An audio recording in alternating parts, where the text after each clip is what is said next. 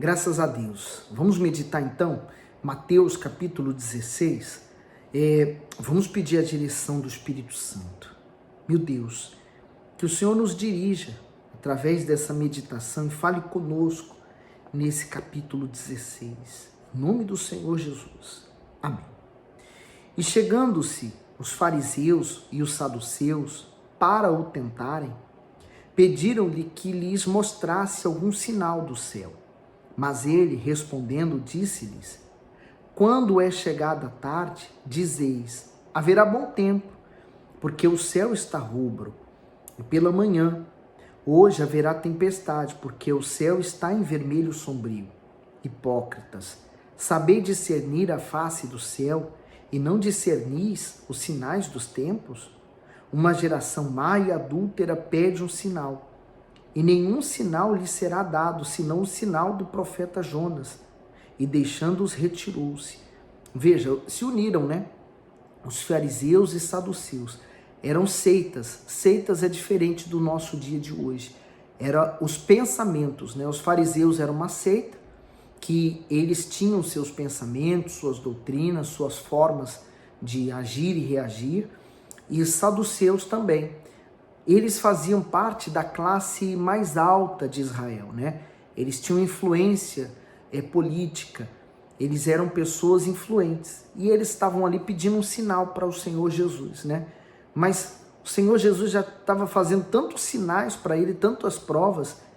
Sabe, hoje não é muito diferente, não. As pessoas, às vezes, elas, para crerem no Senhor Jesus, para crerem na palavra dele, às vezes elas preferem ver primeiro para depois crer que realmente Deus é Deus. E com Deus não funciona assim. Primeiro eu tenho que crer. Crer é esperar, ter fé. E aí eu vejo o sobrenatural acontecendo.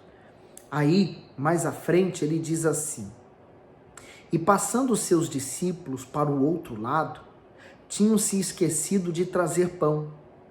E Jesus disse-lhe: adverti e acautelai-vos do fermento dos fariseus e saduceus. Sabe por quê? O fermento, ele faz crescer a massa. Então, é como se fosse uma, entre aspas, uma mentira, E qual o problema? Eles esqueceram de levar o pão, então um começou a acusar o outro, começou as discussões. E Jesus falou: olha, cuidado com o fermento dos fariseus, quer dizer, a hipocrisia, Está falando uma coisa, mas está se vivendo outra. No 7 ele diz: e eles arrazoavam entre si, dizendo: e por que não trouxemos pão? E Jesus, percebendo isso, disse: porque arrazoai-vos entre vós, homens de pequena fé? Por que não terdes trazido pão? Não compreendeis ainda, nem vos lembreis dos 5 pães para 5.000 homens, e de quantos cestos levantastes? Nem dos 7 pães para 4.000, e de quantos cestos levantastes? Quer dizer, o Senhor Jesus lembrou eles das multiplicações de pães e peixes, não precisou de muito. Jesus estava falando: olha, eu estou aqui.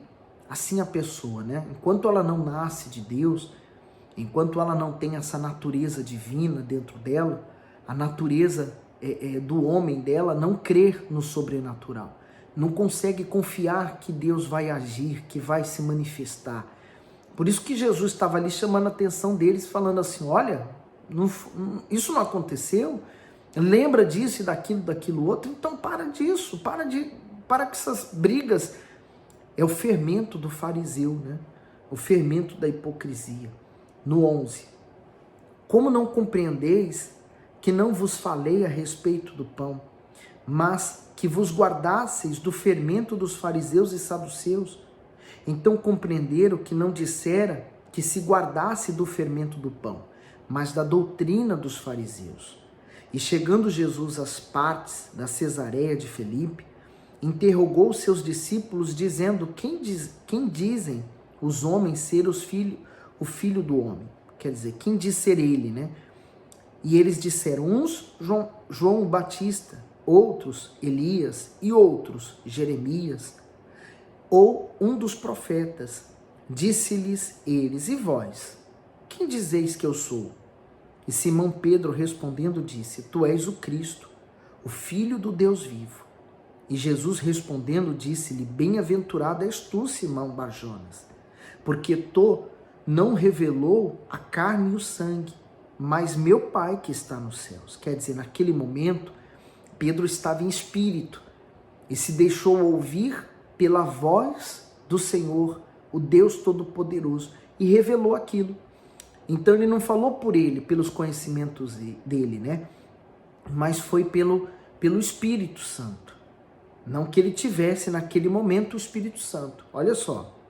E também eu te digo que tu és Pedro, e sobre esta pedra edificarei minha igreja, e as portas do inferno não prevalecerão contra ela.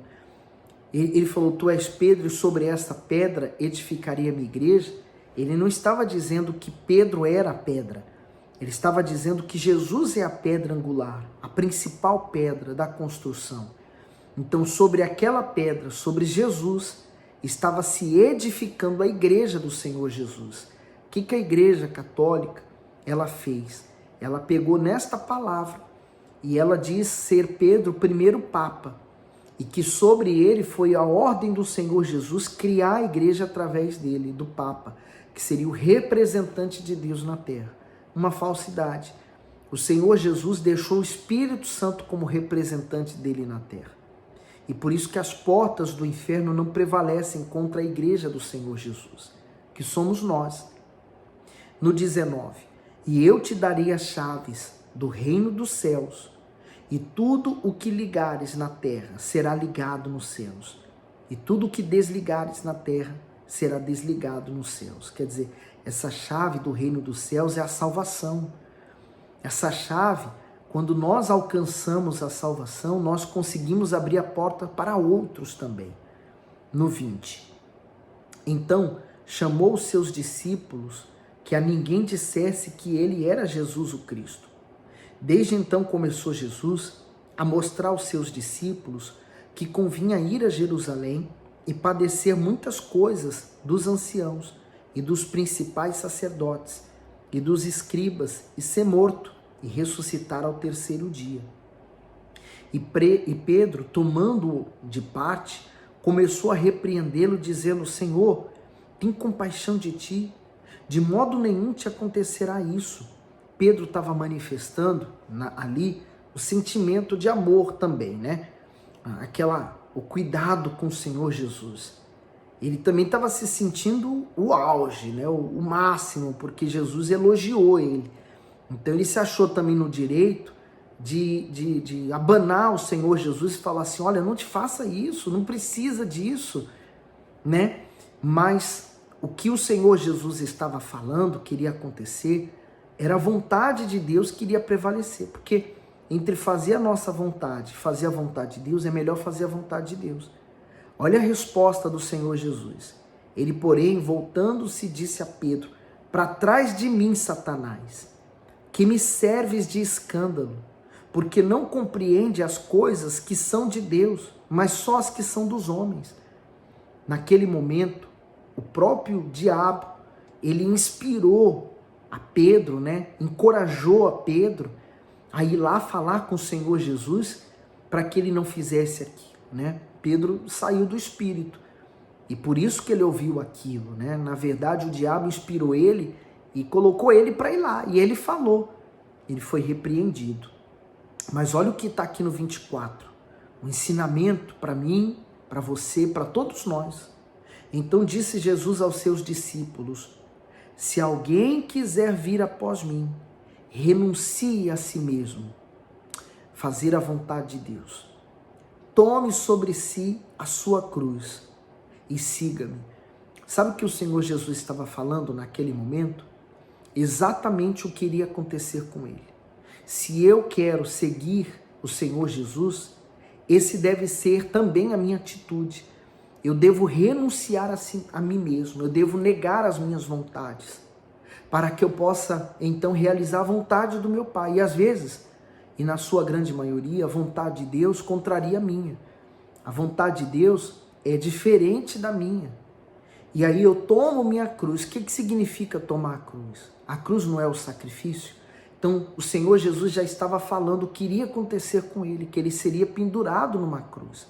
Mas todos aqueles que querem seguir Jesus deveriam fazer o mesmo, crucificar as nossas vontades, crucificar o nosso velho homem na cruz junto com ele e segui-lo. Olha o que o bispo Macedo diz: se alguém quiser vir após mim, temos aqui 3 níveis de sacrifício. Primeiro, renunciar a si mesmo. Isso significa abrir mão das nossas vontades e dos nossos desejos para nos submetermos à vontade de Deus. Segundo, tomar a sua cruz. Essa cruz não é a doença, a miséria ou os problemas familiares, e sim a atitude de suportar lutas e perseguições por causa da fé no Senhor Jesus. Terceiro, seguir Jesus. Isso quer dizer obedecer a palavra do Altíssimo em tudo. E aí, continuando, ele diz: porque aquele que quiser salvar a sua vida, perdê-la-á.